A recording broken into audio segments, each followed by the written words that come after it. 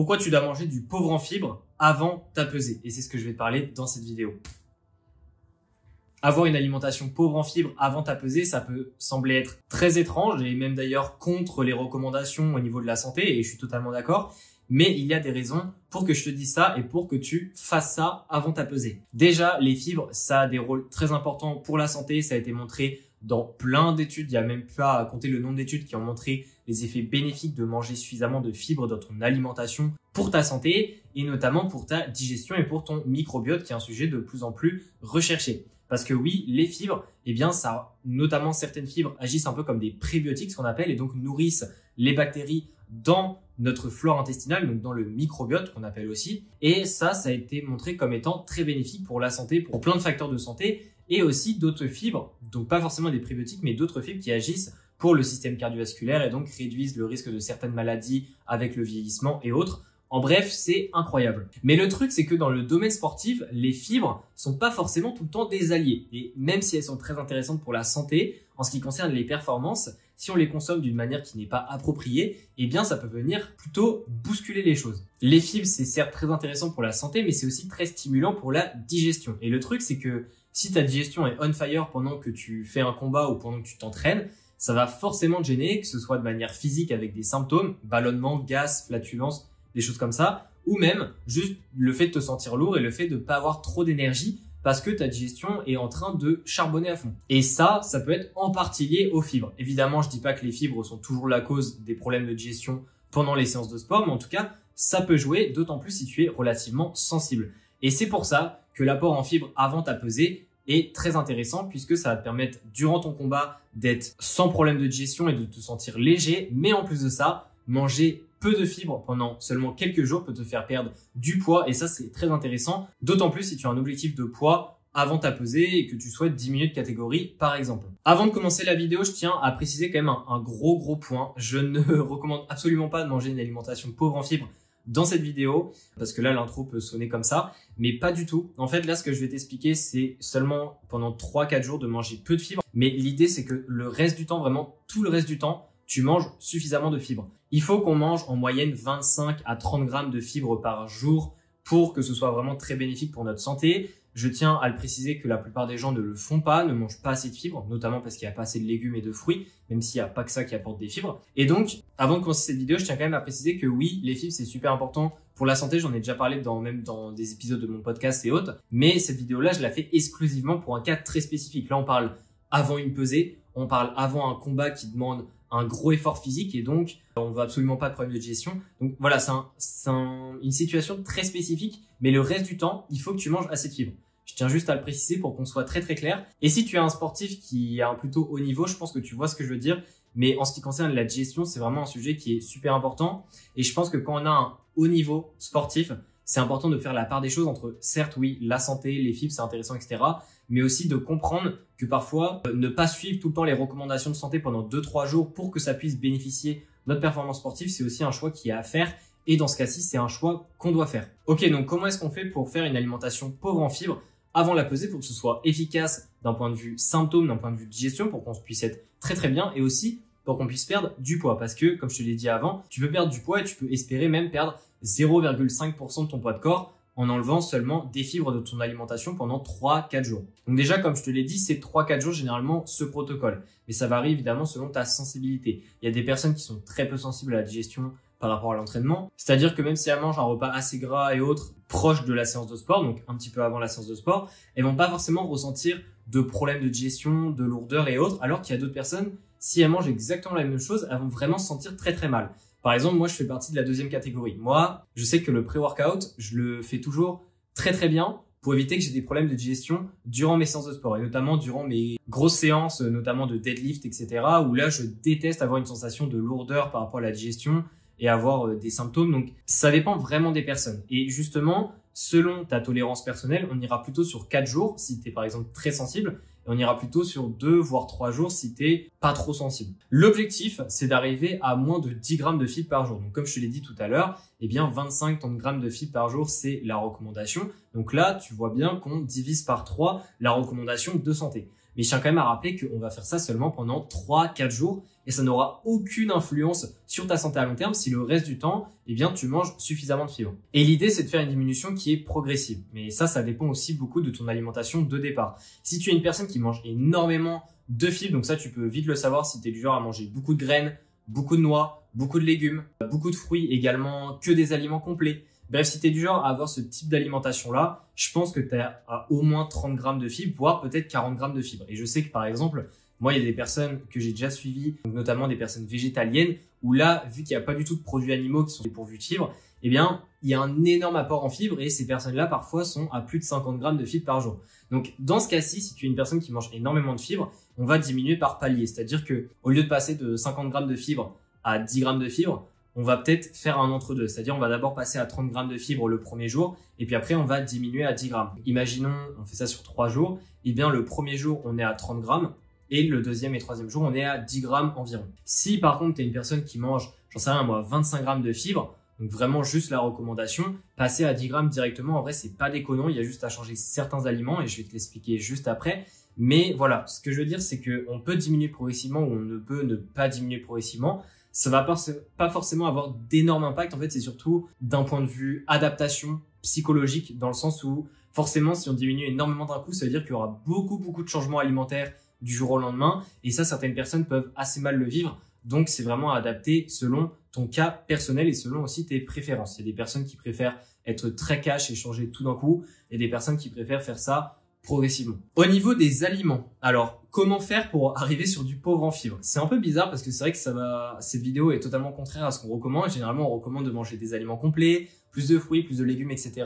Là, les recommandations sont relativement inverses à ça. C'est-à-dire que tu peux continuer à manger des légumes et des fruits, mais certains légumes et certains fruits. Et il y a certaines étapes que je recommande et que je donne toujours aux athlètes que je suis pour qu'ils puissent faire ça correctement. Déjà, la première chose, c'est de manger seulement des légumes cuits. Parce qu'en fait, les légumes crus, déjà, ils apportent un peu plus de fibres parce que la cuisson a tendance à diminuer la quantité de fibres, même si c'est qu'un petit peu. Et en plus de ça, les légumes crus ont tendance à davantage stimuler la digestion et donc ça va poser problème, évidemment, le jour de la pesée ou autre. Donc, à éviter. Donc là, on part vraiment sur que des légumes crus. Au niveau des fruits, c'est possible de manger des fruits crus, mais au niveau des fruits, moi, ce que je conseille, c'est s'il y a possibilité de peler, donc par exemple une pomme, une poire, des choses comme ça, d'enlever la peau. Parce qu'en fait, la peau contient des fibres insolubles, et les fibres insolubles sont plutôt le type de fibres qui vont t'amener à des problèmes, à des symptômes durant ton combat. Donc par exemple, si tu as des ballonnements, des choses comme ça, il y a plus de chances que ça vienne des fibres insolubles que des fibres solubles qui sont contenues dans la pomme. Donc, dans le cas où tu manges pas mal de fruits, tu peux garder ta consommation de fruits. Alors évidemment, il faut pas abuser non plus. Il faut quand même que ça reste pour éviter que tu ailles à 20 grammes de fibres alors qu'on cherche à être à 10 grammes. Mais ce que je veux dire, c'est enlever déjà la peau du fruit. Ça peut être intéressant dans ces cas-ci. Ensuite, et c'est surtout l'étape principale, c'est d'arrêter en fait les aliments complets pendant justement ce laps de temps. Comme si t'es du genre à manger beaucoup de flocons d'avoine, à manger beaucoup de pain complet, également du riz complet, des pâtes complètes, et bien là, c'est de passer sur du raffiné. C'est super bizarre. Parce que du pain raffiné, moi je dirais que c'est les seuls moments où j'en conseille. Du pain blanc, c'est vraiment durant ce laps de temps. C'est-à-dire que si tu es très habitué à manger du pain de mie complet, peut-être que manger du pain de mie tout court, du pain de mie blanc, bourré de sucre, eh bien, ça peut être le plus intéressant parce que ça ressemble le plus à ce que tu manges d'habitude et donc ça va moins perturber ton habitude aussi alimentaire. Évidemment, tu peux aller sur d'autres aliments si tu veux, mais voilà, du pain blanc, c'est une possibilité. Encore une fois, l'idée, c'est de faire ça juste pendant ce laps de temps. Je te conseille pas du tout de continuer à manger du pain blanc après, sauf si c'était vraiment ton kiff et que t'aimes bien manger une ou deux tranches de temps en temps. Mais voilà, donc il y a ça. Pendant les repas, au niveau des féculents, c'est vraiment prendre du riz blanc, prendre des pâtes blanches, mais pas prendre des aliments complets parce qu'il y a des fibres et là on veut les diminuer. Et je dirais que c'est même le meilleur levier, c'est-à-dire que pendant tes repas, le fait de passer de féculents complets à féculents raffinés, c'est vraiment l'étape la plus simple pour que tu puisses rapidement diminuer tes fibres sans forcément enlever ton apport en légumes, en fruits et autres. Et le dernier point, c'est aussi d'être conscient au niveau des noix et au niveau des graines. Si t'es quelqu'un, par exemple, qui fait des porridge le matin et qui mange énormément de graines, qui met plein de graines de tournesol, de graines de courge dedans, qui met en plus, j'en sais rien moi, des noix du Brésil, des amandes, etc. Je dis ça par expérience. Essayez de diminuer dans un premier temps la quantité de toutes ces noix, de toutes ces graines et si possible de les enlever. Par exemple, si tu fais la stratégie pendant 3 jours, eh bien les enlever le jour 2 et le jour 3. Comme ça au moins, proche de ta pesée, tu as vraiment diminué à fond les fibres et ça va à la fois te permettre d'optimiser la perte de poids que tu vas avoir par rapport à ça. Et d'ailleurs, si tu te demandes au niveau de la perte de poids, parce que je l'ai pas expliqué, en fait, pourquoi est-ce que tu perds du poids quand tu diminues les fibres?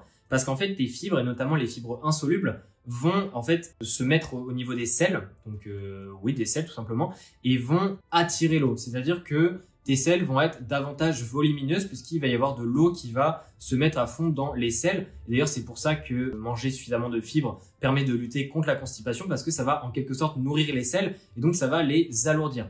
Et c'est pour ça qu'en fait, le fait de diminuer beaucoup moins de fibres, les selles vont être beaucoup moins riches en eau et donc, entre guillemets, tu vas moins stocker d'eau au niveau de ton transit. Et c'est pour ça que tu peux perdre du poids assez facilement en diminuant les fibres. Et donc là, l'idée, comme je te le disais, c'est au niveau des noix et des graines de diminuer un petit peu ça parce que c'est relativement riche en fibres, tous ces aliments-là. Donc, faire les choses progressivement, si évidemment c'est trop compliqué pour toi. Mais l'idée, c'est que le dernier jour du protocole, tu sois vraiment à grand maximum 10 grammes de fibres dans la journée. Ok, alors 2 points à considérer et 2 erreurs, je dirais, à ne pas faire.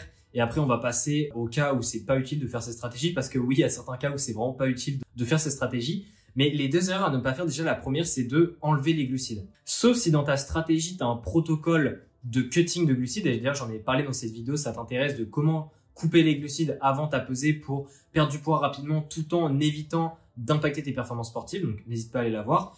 Mais si tu n'as pas d'objectif de couper les glucides, il faut absolument pas que tu enlèves les féculents parce qu'il y a des fibres, je mange des féculents complets, ça va pas, je mange des flocons d'avoine, il y a des fibres, etc. Donc je les enlève. L'idée, c'est pas d'enlever, l'idée c'est de remplacer. Parce que si tu enlèves à la fois les glucides, ça va enlever ton énergie et ça va créer une fatigue, ce qui n'est pas du tout intéressant pour évidemment ta préparation et pour ton combat. Parce que c'est bien d'arriver sans problème de digestion à la pesée et au combat et d'être au bon poids, mais si derrière t'as pas du tout d'énergie, ça n'a pas trop d'intérêt. Donc ça déjà c'est le premier point, c'est de ne pas enlever les glucides, mais juste de remplacer les aliments, donc de remplacer du complet par du raffiné. Dans ce cas-là, ça va globalement faire le taf. Enfin, ce que je veux dire, c'est que quand je travaille avec mes athlètes et que on fait du pauvre en fibres, moi souvent ce que je leur conseille, c'est juste de dire ok, là tu passes sur du raffiné et pas sur des aliments complets comme tu manges d'habitude. Généralement ça fait le taf. Je veux dire, à côté je leur dis oui, évitez les légumes crus.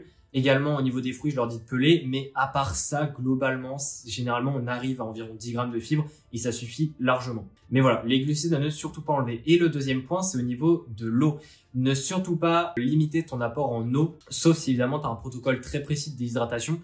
J'en ai parlé aussi dans une vidéo que je t'affiche ici si tu veux en savoir plus sur comment te déshydrater correctement avant ta pesée sans impacter tes performances.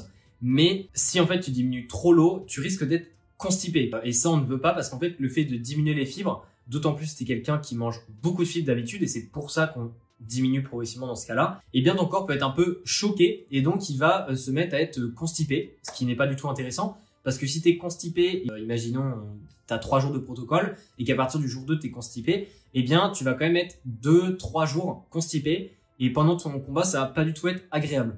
Donc ça vraiment à éviter. Et du coup, vu que, entre guillemets, on n'a pas le choix dans ce cas-ci de diminuer les fibres et que c'est un facteur de risque pour la constipation, pour, on va dire, compenser la chose, ce qu'il faut absolument, c'est boire suffisamment. Parce que quand tu bois suffisamment, ça permet à ton transit de mieux se réguler et donc ça aide beaucoup pour éviter tout simplement d'être constipé, etc. Donc vraiment, ça, c'était la deuxième erreur à ne pas faire, c'est de ne surtout pas diminuer ton apport en eau, sauf si évidemment ta stratégie l'exige. Donc maintenant on a parlé un peu de ces stratégies et je vais maintenant te parler dans quel cas c'est pas utile de faire ces stratégies tout court parce qu'il existe effectivement des cas où c'est pas utile et plus précisément en fait il faut avoir deux critères qui font que ces stratégies tu n'es pas obligé de l'appliquer du tout. Le premier critère c'est si tu es quelqu'un qui est vraiment insensible d'un point de vue digestion. Si vraiment le fait de manger un peu de fibres, le fait de manger un peu gras, des choses comme ça avant ta séance de sport, ça ne t'a jamais amené à des problèmes de digestion, ça veut dire que t'es pas trop sensible. Et il y a des gens qui sont pas trop sensibles. En fait, il y a vraiment des sensibilités très très différentes d'une personne à l'autre. Donc si t'es quelqu'un qui est très très peu sensible et en plus de ça qui n'a pas du tout d'objectif de perte de poids pour la pesée, qui est déjà au bon poids, je pense que cette stratégie n'est pas utile.